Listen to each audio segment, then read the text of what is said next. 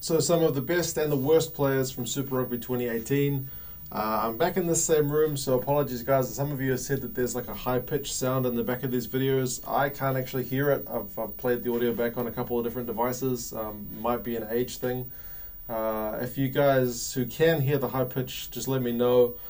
Watch some of my videos when I'm not in this room and tell me if you get the same sound, because if you don't, then it might be something to do with the room. If you do, then maybe it's something to do with the microphone, but at least I can narrow it down. Anyway, I've tried to be clever and come up with some areas where guys have performed or perhaps underperformed in Super Rugby 2018. Some of them I think you'll be able to guess who the guy is. Some of them maybe a bit surprising, but we'll go through them, we'll have a look, and then you guys can let me know your thoughts at the end. So, try time. If you didn't know, the number one try scorer from Super Rugby 2018 was Ben Lamb. Not good enough for the All Blacks, Ben Lamb. A lot of people have kind of suggested that perhaps he should have made it. Perhaps his stellar form at the start of the season didn't really continue right to the end of the competition, so maybe that kind of is held against him, or perhaps that he's a similar player to Rieko Ioane and Waisake Naholo.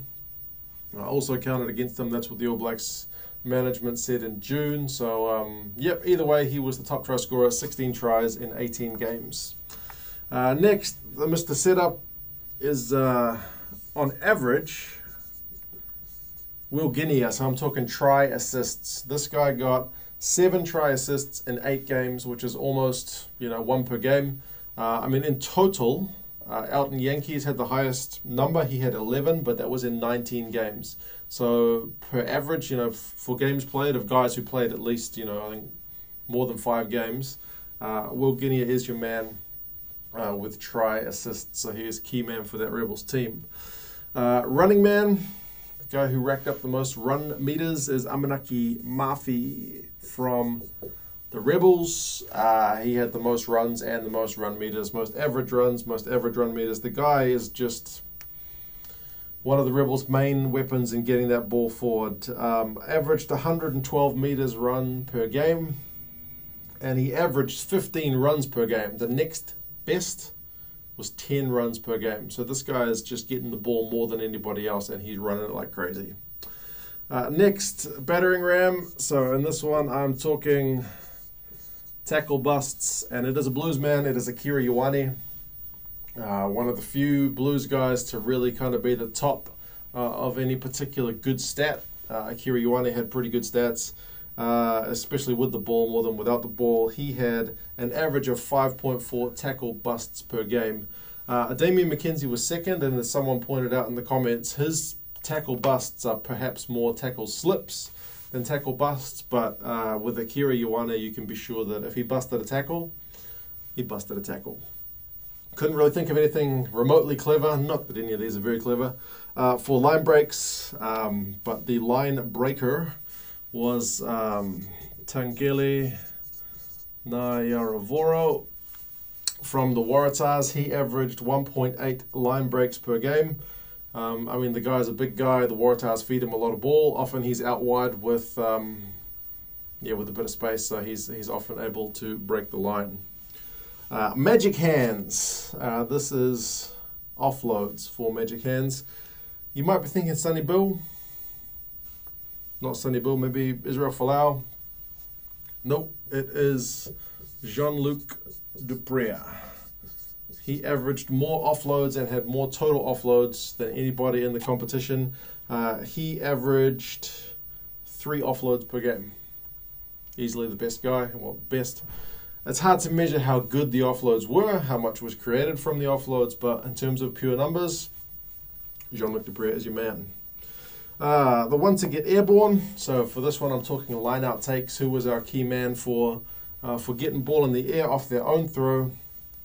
And it was, on average, he didn't play the whole season, but Ludiaga from the Bulls. So he averaged 5.5 line-out wins per game. So he was getting a lot of ball. A lot of guys only get 2, maybe 3 line-out wins in a game. He was averaging 5.5. The highest overall Mostert from the Lions, but in terms of average per game, because he didn't play as many games, Jackal is the guy. Aerial thief, taking the line-out ball, but off the opposition throw. That is our man. How many T's are in his name? 2. Guido Petty from the Jaguares. This guy averaged 0.9, so almost 1 line-out steal per game, which is phenomenal. I guess they were using him as their main defensive line-out weapon, and he was often getting some pay for it. It's one thing to take your own ball, but it's another thing to be able to get that opposition ball, and it's such a good weapon, defensive weapon, and able to kind of snuff out the set plays and perhaps line-out drives, all that kind of thing that can happen when the opposition have got the ball. If you can't get your own line-out ball, you're missing a pretty good platform. Next one, the big boot. Who was our guy who was kicking a lot of meters per game, and it was Damien McKenzie. He doesn't look that big, but the guy has got a big boot and he kicks well. He was kicking 7.6 kicks per game for an average of 240 meters kicked. So he does have a knack for finding space and just finding, the best option to take when he's doing a kick. So he is, I guess part of that's all his experience at fullback, but at number 10 as well, he's able to kick pretty well. Radar boot, so we're talking kicking accuracy when kicking at goal. There's a few guys who've got 100% who only took a handful of kicks. I'm looking at guys who actually took a decent amount of kicks, and it is Hayden Parker from the Sunwolves. He was averaging 96% with his kicks. He kicked 22 out of 22 penalties, 26 out of 28 conversions. Yeah. Not playing for a New Zealand team, but still, man, he kicks like a champion. Next, tackling machine. For this one, most average tackles per game is Dylan Hunt from the Highlanders. I mean, the Highlanders, I think Lapis Labaskakni is above Dylan Hunt in terms of average tackles for the Sunwolves, but he only played, I think, 6 or 7 games, so I wanted to go with guys who played more of the season.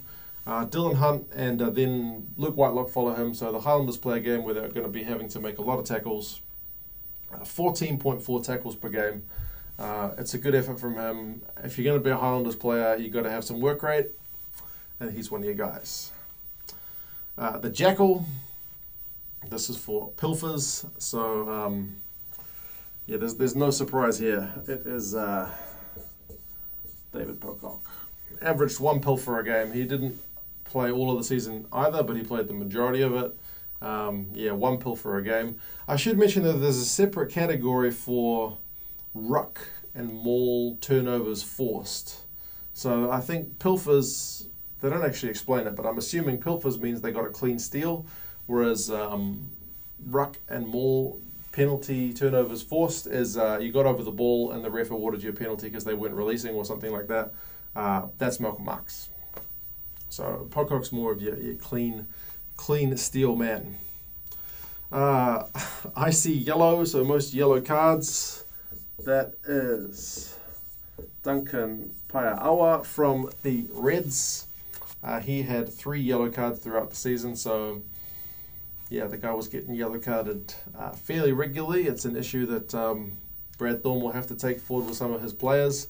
I see red. There was nobody got more than 1 red card, but the Sunwolves and the Brumbies both had 2.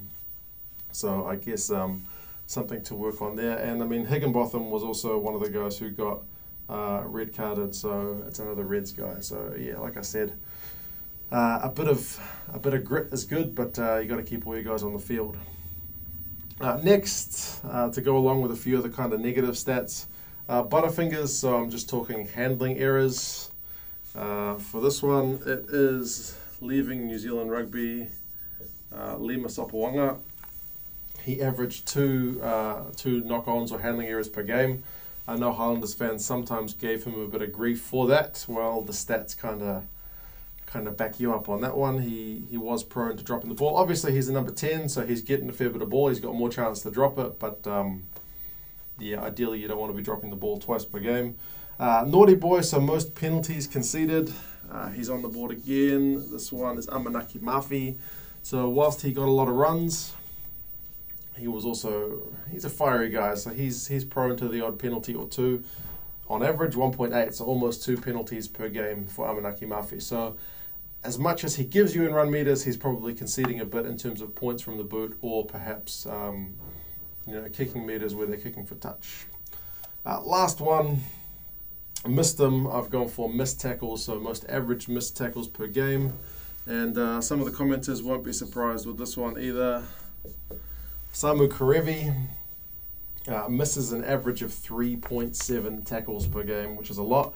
To be fair, he makes a lot of tackles. Like, a lot of tackles come down his channel. If you look at the top tacklers for Super Rugby, he's one of the top guys.